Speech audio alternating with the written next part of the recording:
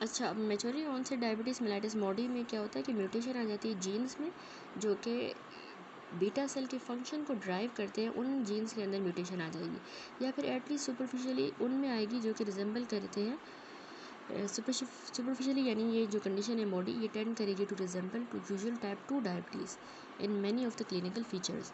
अब ये सरप्राइजिंग नहीं है कि डायग्नोसिस मॉडी की हम ज़्यादातर मिस हो जाती है उन इंडिविजुअल्स में जो कि हार्बर करते हैं पैथोजेनेटिक म्यूटेशन, जिनमें यानी पैथोजेनिक म्यूटेशन अंडरलाई कर रही है, उनमें इसकी डायग्नोसिस मिस भी हो सकती है। नेक्स्ट अब आती है हमारे पास other sub types of diabetes. In addition to type 1 and type 2 diabetes और मोनोजेनिक फॉर्म डायबिटीज़ की जो हमने डिस्कस की, बाकी ब्रॉड सब टाइप्स जो है उसमें सेकेंडरी डायबिटीज़ आ जाता है और pregnancy induced gestational diabetes. Secondary diabetes जो है वो एंडोक्राइनोपैथीज़ की वजह से होगा, like Cushing syndrome, growth hormone excess, जो हम रेलेवेंट चैप्टर में इस पोर्शन में डिस्क्राइब करेंगे। यहाँ पे हम ब्रीफली डिस्कस करेंगे फॉर्म ऑफ सेकेंडरी डायबिटीज़ जो कि variety of chronic exocrine pancreatic disease की वजह से अराइज करती है, जिसको हम पैनक्रियाटोजेनिक डायबिटीज़ कहेंगे, और इम्पॉर्टेंट सब टाइप जिसको हम जेस्टेशनल डायबिटीज़ कहते हैं। तो सबसे पहले जेस्टेशनल डायबिटीज़ 5% प्रेगनेंसीज में होती है यूएस में। कॉम्प्लिकेट होता है कि इसमें हाइपरग्लाइसीमिया हो जाता है। प्रेगनेंसी जो है डायबिटोजेनिक स्टेट है जिसमें जो प्रिवेलिंग हार्मोनल मिल्यू है ये फेवर करता है स्टेट ऑफ इंसुलिन रेजिस्टेंस, ठीक है, नॉर्मली ऐसा होता है। तो कुछ जो यूग्लाइसेमिक प्रेग्नेंट वुमेन होती हैं वो राइस देंगी जेस्टेशनल डायबिटीज़ को। वुमेन जिनको प्री जेस्टेशनल डायबिटीज़ है, जहाँ पे उनका हाइपरग्लाइसीमिया पहले से ही, यानी पेरी कंसेप्शन पीरियड से तक पहले से ही जो है वो प्रेजेंट है अगर हाइपरग्लाइसीमिया, तो उनमें ज़्यादा रिस्क है कि उनको स्टिल बर्थ या कंजेनाइटल मेलफॉर्मेशन हो फीटस के अंदर। तो इसीलिए टाइट ग्लाइसीमिक कंट्रोल ज़रूरी होता है प्रेगनेंसी के लिए, ताकि कंजेनाइटल डिफेक्ट्स प्रिवेंट हो through the later trimester of pregnancy, या फिर to prevent the fetal outgrowth, यानी मैक्रोसोमिया को प्रिवेंट किया जा सके। अब मैक्रोसोमिया जो है वो मैटरनल हाइपरग्लाइसीमिया की वजह से होता है, जो कि कंपनसेटरी सिक्रीशन करवाएगा इंसुलिन लाइक ग्रोथ फैक्टर्स की फीटस के अंदर। यानी मदर को मैटरनल हाइपरग्लाइसीमिया है तो वो कंपनसेटरी फीटस के अंदर insulin like growth factor release करवाएगा। मोस्ट प्रेग्नेंट वुमेन्स हैं जो कि जेस्टेशनल डायबिटीज़ को डेवलप करती है, उनको इंसुलिन चाहिए होती है ग्लाइसेमिक कंट्रोल के लिए। जेस्टेशनल डायबिटीज़ टिपिकली रिजॉल्व कर जाएगी आफ्टर द डिलीवरी, ठीक है। हाउएवर इसमें बहुत ज़्यादा एलिवेटेड रिस्क होता है कि आउटराइट डायबिटीज़ हो जाए with in the next 10 years. Highest होता है first 5 years after the pregnancy, जिसके बाद जो है रिस्क डायबिटीज़ का रिवर्ट कर जाएगा to that of the women without antecedent gestational diabetes. Then है नंबर 2 पैनक्रियाटोजेनिक डायबिटीज़, जिसको हमने डिफाइन किया है कि ये हाइपरग्लाइसीमिया है जो एक्सोक्राइन पैनक्रियास के डिसऑर्डर की वजह से होता है, ठीक है। तो टेबल में भी हमने ये देखा पैनक्रियाटोजेनिक डायबिटीज़ जो हेट्रोजेनस है, इसमें अंडरलाइन कॉज जो है सिस्टिक फाइब्रोसिस से लेके क्रॉनिक पैनक्रियाटाइटिस हो सकता है या पैनक्रियाटिक एडिनोकार्सिनोमा। इनफैक्ट ये सजेस्ट करता है कि अप्रोक्सीमेटली 1% जो न्यू ऑनसेट की डायबिटीज़ है ओल्डर एडल्ट्स में, वो एक्चुअली अकल्ट पैनक्रियाटिक एडिनोकार्सिनोमा की ही मैनिफेस्टेशन होती है। देन आता है अगला टॉपिक जो है acute metabolic complications of the diabetes. अभी बहुत मुश्किल है कि हम डिस्कस करें ब्रेविटी के साथ diverse clinical presentation diabetes mellitus की। हम यहाँ पे डिस्कस करेंगे सिर्फ इनिशियल जो कॉमन प्रेजेंटेशन है या फिर मोड ऑफ डायग्नोसिस हर एक 2 मेजर सब टाइप्स का। उसके बाद हम डिस्कस करेंगे acute and chronic complication of diabetes. सबसे पहले है इनिशियल प्रेजेंटेशन। इनिशियल जो है सबसे पहले 1 या 2 साल के बाद after the manifestation of overt type 1 diabetes, जिसको हम हनीमून पीरियड कहते हैं, एक्सोजीनस इंसुलिन की रिक्वायरमेंट जो है वो मिनिमल होती है, यानी एक्सोजीनस की इतना ज़्यादा रिक्वायर्ड नहीं होता, थोड़ी रिक्वायरमेंट होती है। क्यों? क्योंकि रेजिडुअल हमारा इंसुलिन की सिक्रीशन उसकी वजह से, लेकिन इवेंचुअली बीटा सेल का रिजर्व जो है फिर एग्जॉस्ट हो जाएगा, ठीक है। थोड़ी बहुत अभी इंसुलिन है, इस वजह से हमें एक्सोजीनसली नहीं रिक्वायर्ड, लेकिन फिर बाद में बीटा सेल का रिजर्व एग्जॉस्ट हो जाएगा और एक्सोजीनस इंसुलिन बहुत ज़रूरी हो जाएगी हाइपरग्लाइसीमिया को कंट्रोल करने के लिए। ऑल्दो बीटा सेल की डिस्ट्रक्शन जो है वो एक ग्रेजुअल प्रोसेस होता है। अब ये जो ट्रांजिशन है ना फ्रॉम इम्पेयर्ड ग्लूकोज टॉलरेंस से लेके ओवर डायबिटीज़ हो जाने तक, ये अचानक से हो जाता है और ये हेराल्ड होता है by an event associated with increase insulin requirement like infection की वजह से। ऑनसेट जो है डायबिटीज़ का वो ज़्यादा होता है, पोलीयूरिया के साथ मार्क्ड होता है, पोलीडिस्पिया पोलीफेजिया, इसको हम कहते हैं classic triad of the diabetes. और सीवियर केसेस में आपने याद है कीटो एसिडोसिस हो जाता है, all resulting from the metabolic derangement. तो अब इस फिगर में देखिए सारा ये सीक्वेंस दिखाया गया है मेटाबॉलिक डीरेंजमेंट का, जो कि डायबिटिक कोमा की तरफ लीड कर रहा है टाइप 1 डायबिटीज़ मेलाइटिस में। एब्सोल्यूट इंसुलिन की डेफिशिएंसी जो है ना, ये कैटाबॉलिक स्टेट करवा देगी और इवेंचुएट करेगी इन द कीटो एसिडोसिस और सीवियर वॉल्यूम डिप्लीशन करवा देगी। ठीक है, अब इस तरह की डिरेंजमेंट जो है ये सफिशेंट है to bring about sufficient central nervous system compromise करवाएंगे, जिसकी वजह से कोमा होता है और इवेंचुअली डेथ हो जाएगी अगर इसको अनट्रीटेड छोड़ दिया जाए। कह रहे हैं कि सिंस इंसुलिन जो है ये मेजर एनाबॉलिक हार्मोन है, इसकी डेफिशिएंसी के वाइड स्प्रेड इफेक्ट्स होते हैं। Assimilation of glucose into the muscle and adipose tissues के अंदर जो है ये शार्पली डिमिनिश हो जाती है या एबोलिश हो जाएगी। स्टोरेज ग्लाइकोजन का हमारे लिवर के अंदर और मसल में बिल्कुल सीज हो जाएगा, ख़त्म हो जाएगा और रिजर्व्स भी डिप्लीट हो जाएंगे बाय द ग्लाइकोजीनोलाइसिस। इसके नतीजे में हाइपरग्लाइसीमिया होगा, जो कि रीनल थ्रेशोल्ड से ज़्यादा होगा फॉर रीअब्जॉर्प्शन, जिसकी वजह से फिर ग्लूकोज यूरिया हो जाएगा, यानी यूरिन में ग्लूकोज एलिमिनेट होगा। ग्लूकोज यूरिया से ऑस्मोटिक डायूरेसिस होगा और पोलीयूरिया, जिसकी वजह से loss of water and electrolytes भी होगा। रीनल वाटर लॉस और उसके साथ साथ hyper osmolarity due to the increase level of glucose in the blood, ये सब डिप्लीट कर देगा हमारा इंट्रासेलुलर वाटर, जिसकी वजह से ऑस्मो रिसेप्टर्स हमारे ब्रेन में ट्रिगर होंगे। क्योंकि वो ट्रिगर होंगे तो ये जो सीक्वेंस है इवेंट्स का, ये जनरेट करेगा इंटेंस थर्स्ट, जिसको हम पॉलीडिस्पिया कहते हैं। डेफिशिएंसी इंसुलिन की लीड करेगी catabolism of proteins and fats. Insulin ही नहीं रहा तो प्रोटीन एंड फैट का कैटाबॉलिज्म बढ़ जाएगा। ग्लूकोनियोजेनिक अमाइनो एसिड्स जो हैं वो प्रोड्यूस होंगे प्रोटीलाइसिस के थ्रू और वो टेकन अप होंगे बाय द लिवर और यूज़ होंगे as a building block for the glucose. Catabolism proteins और फैट्स का जो है वो नेगेटिव एनर्जी बैलेंस इंड्यूस करवाएगा, जो कि इन टर्न एपेटाइट को बढ़ा देगा, यानी इसीलिए पॉलीफेजिया भी हो रहा है।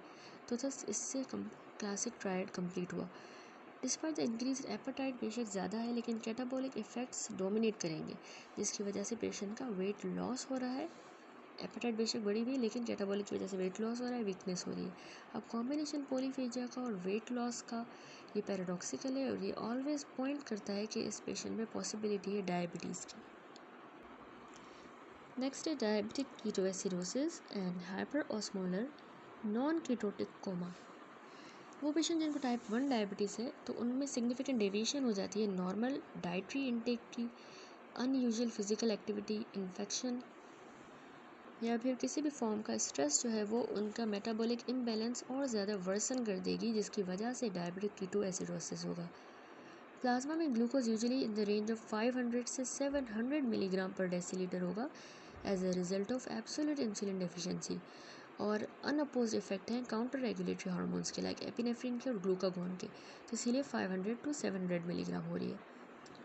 बहुत ज़्यादा हाइपरग्लाइसीमिया ऑस्मोटिक डायूरेसिस करवाएगा पेशेंट में, डिहाइड्रेशन हो जाएगी और ये कीटो एसिडोटिक स्टेट में कैरेक्टरिस्टिक है।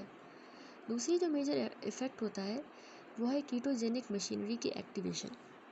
इंसुलिन की डिफिशिएंसी से हमारा जो हार्मोन सेंसिटिव लाइपेज है वो एक्टिवेट हो जाएगा, तो उससे हमारे एडिपोज स्टोर ब्रेक डाउन होंगे, फ्री फैटी एसिड्स ज़्यादा हो जाएंगे, जो कि लिवर उनको ऑक्सीडाइज करेगा और कीटोन्स बना देगा।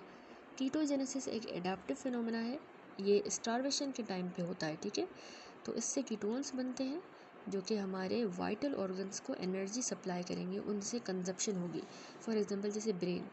अब रेट जिस पे ये कीटोन्स बने हैं ये एक्सीड कर सकता है rate at which they can be used by the peripheral tissue. जिस हिसाब से जितने रेट पे बढ़ रहे हैं, बनने वाला ज़्यादा हो सकता है बनस्पत उनकी यूटिलाइजेशन से, तो उसकी वजह से कीटोनीमिया एंड कीटोन यूरिया हो जाएगा। अगर यूरिनरी एक्सक्रीशन इस कीटोन की कॉम्प्रोमाइज़ हो जाती है बाय डिहाइड्रेशन, तो ये कीटोन्स एक्यूमुलेट हो जाएंगे और हमारी ब्लड की पीएच को कम कर देंगे, जिसकी वजह से मेटाबॉलिक एसिडोसिस हो रहा है।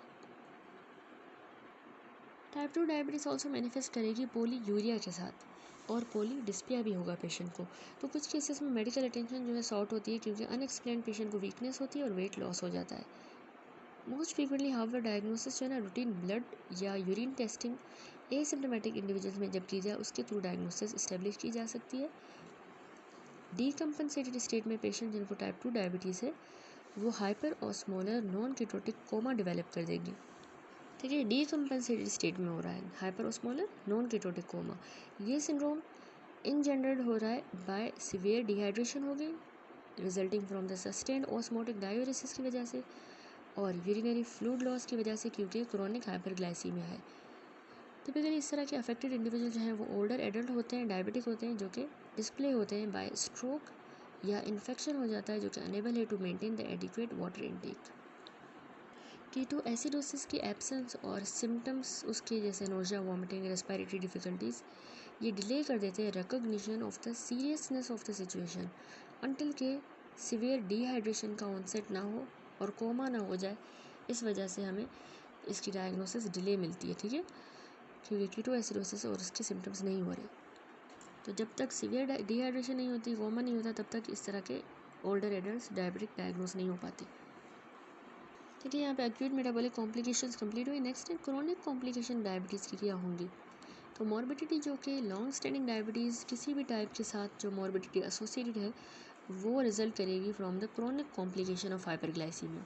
उन कॉम्प्लिकेशंस की वजह से मॉर्बिडिटी होती है और साथ में जो डैमेज इंड्यूस हुआ है दोनों लार्ज और हमारी मीडियम साइज़ की मस्कुलर आर्टरीज़ को, इसको हम कहते हैं डायबिटिक मैक्रोवास्कुलर डिजीज़। और इसके अलावा स्मॉल वेसल्स को तो हम उसको डायबिटिक माइक्रोवास्कुलर डिजीज़ कहेंगे। मैक्रोवास्कुलर डिजीज़ जो है एसेलरेटेड एथेरोस्क्लेरोसिस करवाएगी डायबिटिक्स में, तो उसकी वजह से मायोकार्डियल इन्फाक्शन बढ़ जाएगा, स्ट्रोक, लोअर एक्सट्रीमिटी की इस्कीमिया।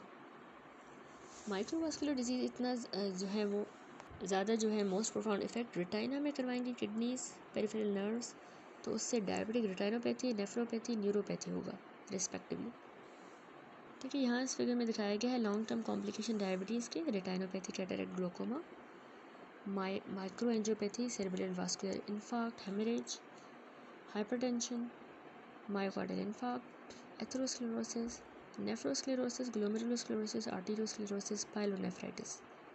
आइलेट सेल लॉस हो गए, इंसुलिनाइटिस हुआ है टाइप 1 और अमाइलॉइड टाइप 2।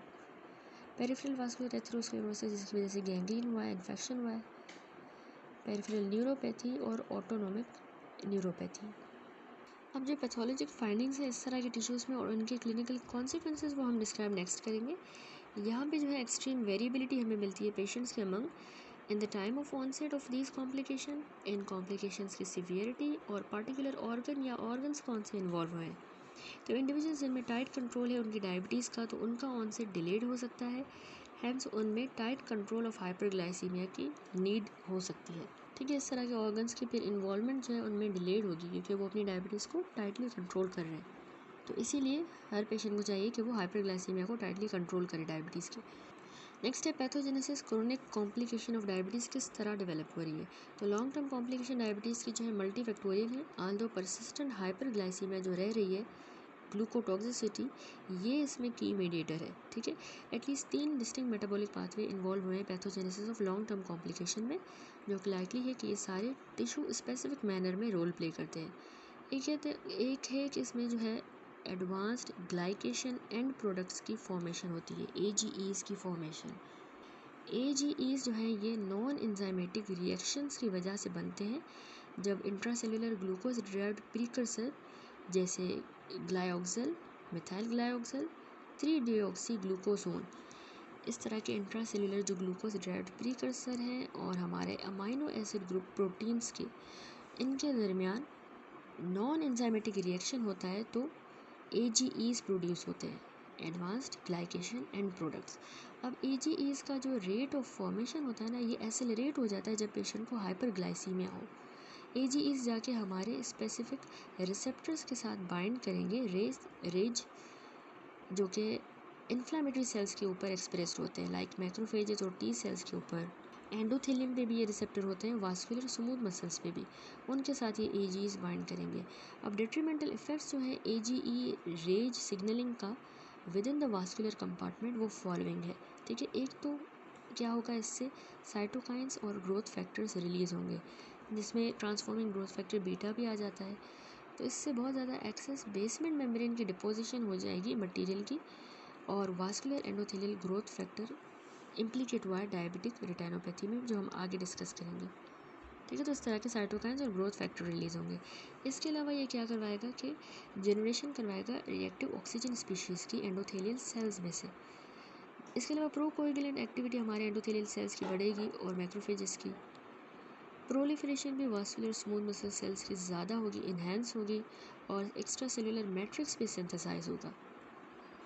तो in addition to the receptor mediated effect, ये एजीईज जो है ना, ये directly cross link in addition to receptor mediated effects, AGEs जो हैं ये डायरेक्टली क्रॉस लिंक करेंगे एक्स्ट्रा सेलुलर मैट्रिक्स प्रोटीन्स को। ठीक है, क्रॉस लिंक कर सकती हैं डायरेक्टली। तो अब ये जो क्रॉस लिंक प्रोटीन्स होंगी ना, ये ट्रैप करेंगे फिर बाकी प्लाज्मा या इंटरस्टिशियल प्रोटीन्स को ट्रैप कर सकती हैं। फॉर एग्जांपल जैसे लो डेंसिटी लाइपोप्रोटीन जो है ये ट्रैप हो जाएगी with in the AGE modified large vessel wall. ठीक है, वहाँ पे ट्रैप होगी, एसेलरेट कर देगी एथेरोस्क्लेरोसिस को। वाइल एल्बुमिन जो है ये ट्रैप हो सकता है कैपिलरी की वॉल्स के अंदर, जो अकाउंट करता है in part for the basement membrane thickening. ठीक है, वो इसी की ट्रैपिंग की वजह से होती है बेसमेंट मेम्ब्रेन थिकनिंग, जो हमें डायबिटिक माइक्रोएंजियोपैथी में कैरेक्टरिस्टिक मिलती है। हम आगे भी इसको डिटेल में डिस्कस करेंगे। नंबर 2 है pathogenesis of long term complications diabetes की। उसमें है number 2 activation of the protein kinase सी।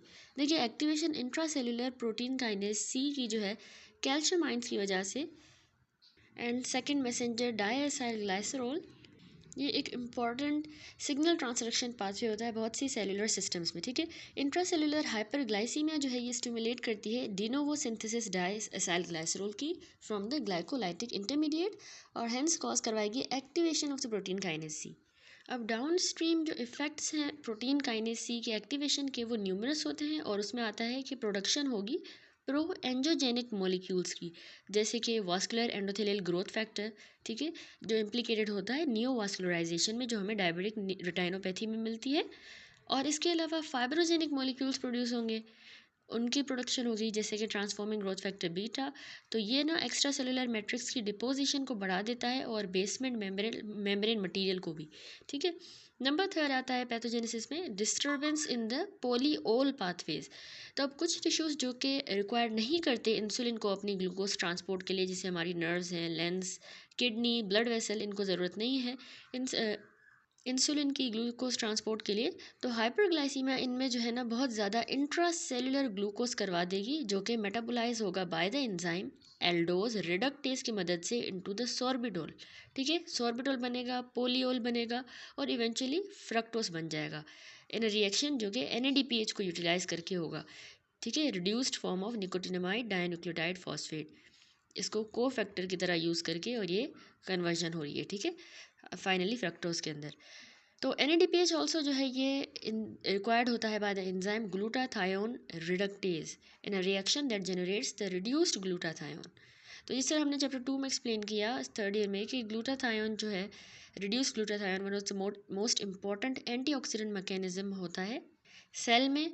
और रिडक्शन जो है ग्लूटाथायोन में रिडक्शन जो है वो सेलुलर ससेप्टिबिलिटी बढ़ा देगी टू द ऑक्सीडेटिव स्ट्रेस। ठीक है, अगर वो रिड्यूस फॉर्म में ज़्यादा है तो उससे ऑक्सीडेटिव स्ट्रेस के चांसेस बढ़ जाएंगे। अब न्यूरॉन्स में जो है अगर परसिस्टेंट हाइपरग्लाइसीमिया है तो ये अपीयर हुआ है to be major underlying cause of the diabetic neuropathy जो होती है।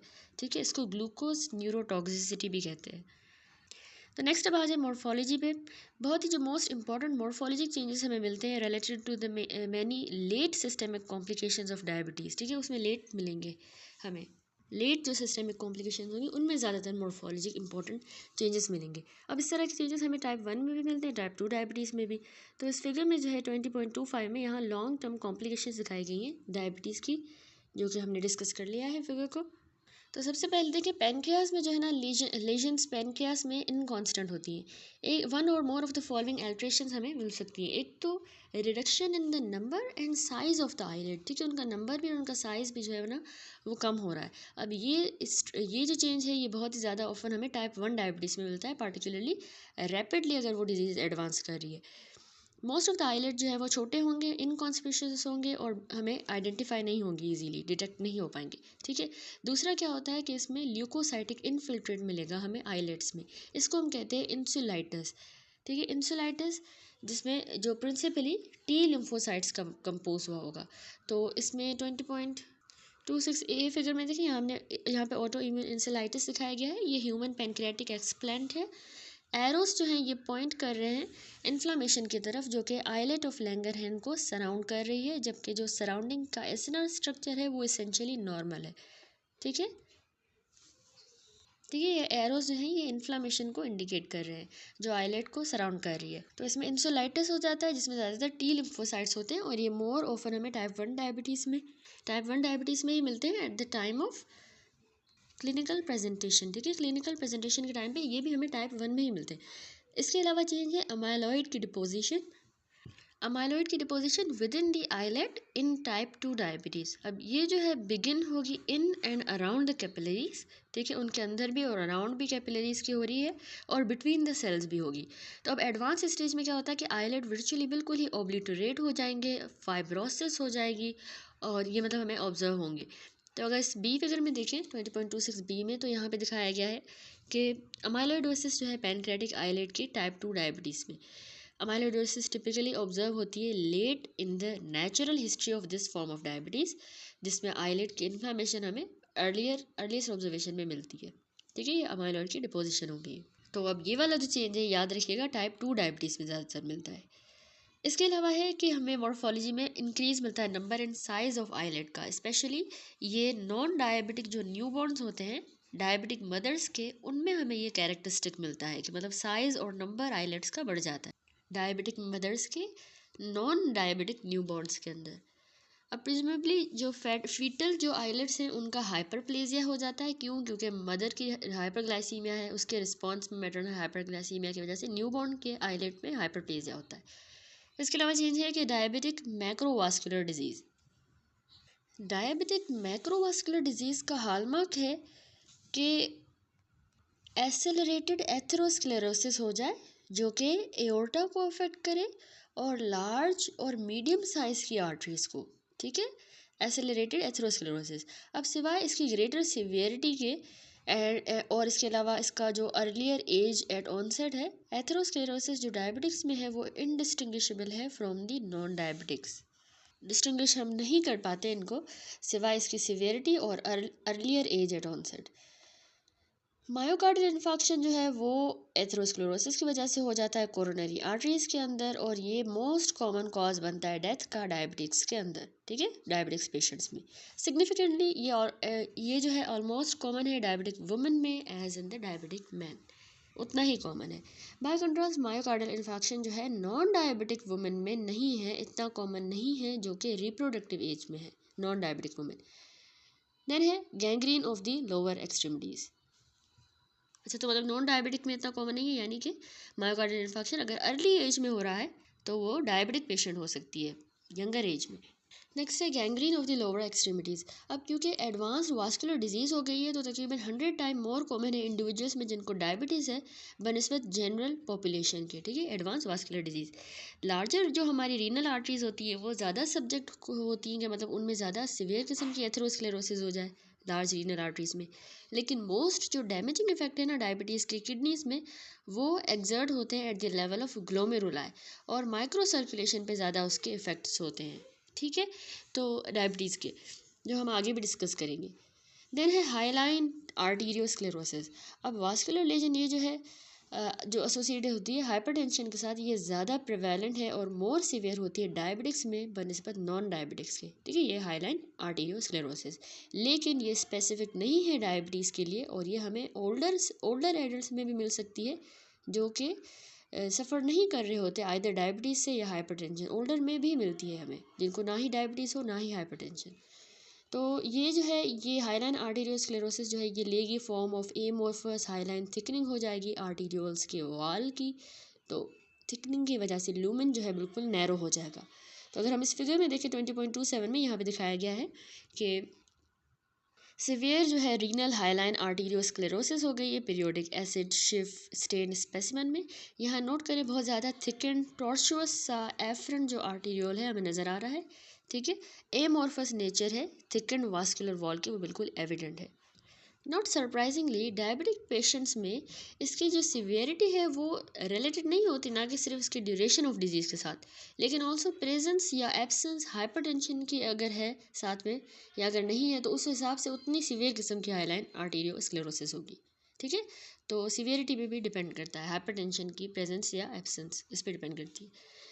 देन है डायबिटिक माइक्रो एंजियोपैथी। तो वन ऑफ द मोस्ट जो कंसिस्टेंट मॉर्फोलॉजिक फीचर है डायबिटीज़ का वो है कि डिफ्यूज थिकनिंग हो जाए बेसमेंट मेम्ब्रेन्स की। अब थिकनिंग जो है ये ज़्यादा मोस्ट एविडेंट होती है स्किन की कैपिलरीज में, स्केलेटल मसल की, रेटाइना, रीनल ग्लोमेरुलाई और रीनल मेडुला में। ठीक है, यहाँ पे बेसमेंट मेम्ब्रेन बहुत ज़्यादा डिफ्यूज थिकनिंग शो करती है। लेकिन हाउएवर ये नॉन वास्कुलर स्ट्रक्चर्स में भी मिल सकती है, लाइक रीनल ट्यूब्यूल्स में, बोमेंस कैप्सूल, पेरिफेरल नर्व्स और प्लेसेंटा में। अब दोनों लाइट और इलेक्ट्रॉन माइक्रोस्कोपी के थ्रू जो बेजल लेमिना है वो हमें सेपरेट करता हुआ नज़र आएगा। बेजल लेमिना जो मतलब सेपरेट कर रहा है पैरेनकाइमल या एंडोथेलियल सेल्स को फ्रॉम द सराउंडिंग टिश्यू से। ठीक है, टिश्यू से जो है वो उसको बेजल लेमिना सेपरेट कर रहा है पैरेनकाइमा या एंडोथेलियल सेल्स को। तो ये बहुत ज़्यादा हमें थिकन मिलेगा by the concentric layers of highline material composed predominantly of the type 4 collagen. ठीक है, ये बेसल लेमिना थिकन हो जाएगा, टाइप 4 कोलेजन ज़्यादातर इसमें बहुत ज़्यादा concentric layer of highline material के साथ डिपॉजिट हुआ हुआ मिलेगा। ठीक है, तो अब इसका भी फिगर जो है 20.28 में देखें तो यहाँ पे शोन है रीनल कॉर्टेक्स, जिसमें हमें ट्यूबुलर बेसमेंट मेम्ब्रेन बहुत ज़्यादा थिकन नज़र आ रही है। डायबिटिक पेशेंट से ये स्पेसिमेन लिया गया है। ठीक है, बहुत ज़्यादा thicken. Of note, despite the increase in the thickness of the basement membrane, जो डायबिटिक कैपिलरीज है वो लीकी भी हो जाती हैं, जिसकी वजह से प्लाज्मा प्रोटीन्स की एक्सट्रावाइजेशन हो जाएगी, बाहर आ जाएंगे। ठीक है, माइक्रोएंजियोपैथी जो है वो अंडरलाई करती है डेवलपमेंट ऑफ न्यूरो नेफ्रोपैथी, रिटाइनोपैथी, यानी ये हमने कहा ये डायबिटिक माइक्रोएंजियोपैथी हम इसको कह रहे हैं कि बेसमेंट मेम्ब्रेन थिकन हो रही है। तो इससे जो है डायबिटिक नेफ्रोपैथी होती है, रिटाइनोपैथी और some form of neuropathy. Indistinguishable microangiopathy जो है वो एजड जो नॉन डायबिटिक पेशेंट्स हैं उनमें भी हमें मिल सकती है, जो नॉन डायबिटिक है लेकिन बड़ी उम्र की एजड है। लेकिन ये रेयरली हमें मिलती है उन इंडिविजुअल्स में जिनको लॉन्ग स्टैंडिंग डायबिटीज़ हो, यानी उन लोगों में जिनको लॉन्ग स्टैंडिंग डायबिटीज़ है ना, तो उनमें जिस हद तक हमें मिलेगी इनडिस्टिंग्विशेबल माइक्रोएंजियोपैथी, जिसको हम डिस्टिंग्विश नहीं कर पा रहे, वो बहुत ज़्यादा हद तक मिलेगी बनस्बत उनके जो एजड हैं और नॉन डायबिटिक हैं। तो इनमें इतनी सीवियर नहीं है, यानी इतनी नहीं है कि हम इनडिस्टिंग्विश ही ना कर पाएँ, सॉरी डिस्टिंग्विश ना कर पाएँ और इनडिस्टिंग्विशेबल हो। तो वो लॉन्ग स्टैंडिंग वालों में हमें ज़्यादा मतलब कॉम्प्लिकेटेड किस्म की मिलेगी। देन है डायबिटिक नेफ्रोपैथी। अच्छा, किडनीज जो है ना ये प्राइम टारगेट होती हैं डायबिटीज़ की। ठीक है, रीनल फेलियर जो है ये सेकंड है only to the myocardial infarction, जो कि कॉज ऑफ डेथ बनता है इस डिजीज़ में, डायबिटीज़ में, रीनल फेलियर। अब लेजन्स जो है इसमें क्या हो सकता है कि ग्लोमेरुलर लेजन्स हो सकती हैं, रीनल वास्कुलर लेजन हो सकती हैं जिसमें ज़्यादातर आर्टीरियोस्क्लेरोसिस है। एंड थर्ड पाइलोनेफ्राइटिस हो सकता है जिसमें नेक्रोटाइजिंग पेपिलाइटिस भी आ जाता है। इसके अलावा जो मोस्ट इंपॉर्टेंट ग्लोमेरुलर लेजन होती है, मोस्ट इंपॉर्टेंट जो ग्लोमेरुलर लेजन्स है वो कैपिलरी की बेसमेंट मेम्ब्रेन थिकनिंग होती है, डिफ्यूज मेसेंजियल स्क्लेरोसिस हो जाएगी और नोडुलर ग्लोमेरुलोस्क्लेरोसिस। ये लेशंस हमें ज़्यादातर ग्लोमेरुलस में मिलेंगी। ठीक है, अब ग्लोमेरुलर कैपिलरी बेसमेंट मेम्ब्रेन जो है वो थिकन हो जाएंगी अपनी पूरी इंटायर लेंथ में। अब ये जो चेंज है ये हम इलेक्ट्रॉन माइक्रोस्कोपी में डिटेक्ट करेंगे with in a few years of onset of the diabetes, sometimes without any associated change in the renal function। साथ में अगर रीनल फंक्शन में साथ चेंज नहीं भी होगा लेकिन हमें कुछ ही सालों के अंदर डायबिटीज़ के ऑनसेट के बाद ये चेंज मिलेगा। तो अगर फिगर देखें तो इसमें यहाँ पे दिखाया गया है रीनल ग्लोमेरुलस जो है बहुत ज़्यादा thicken glomerular basement membrane show कर रहा है। ठीक है, ये और इसके अलावा इसमें देखिए ग्लोमेरुलर कैपिलरी लूमेन यहाँ पे विजिबल है और जबकि ये यूरिनरी स्पेस है।